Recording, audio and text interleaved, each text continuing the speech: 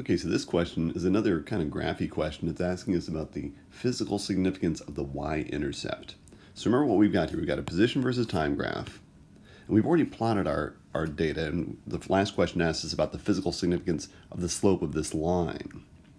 But now they want to know the y-intercept. What's the physical significance?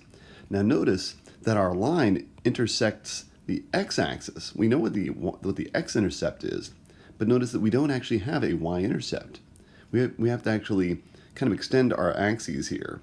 So I have to get my y-axis down into essentially negative position territory. And if I extend my line back here, notice that, okay, that's my y-intercept. And if you recall, the equation of a straight line is y equals mx plus b. And in your graphing program, you'll see a little equation in the upper right-hand corner when you did your fit.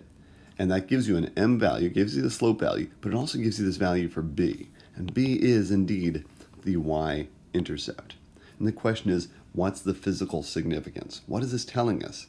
It is telling us, this point right here is telling us the position when? At time 0. Notice that the value of this point is some y value, but also the x value is 0. Remember that you've got, for any point, it's got a coordinate pair. It's got an x value and a y value. Well, we know what the x value is. We know the time is 0. And we're getting a value for the y value, which is the position. And it should be a negative value, because notice that up here, these are positive values of position. These are negative values of position. Again, here is 0. So hopefully that'll help you get to the right answer on this one.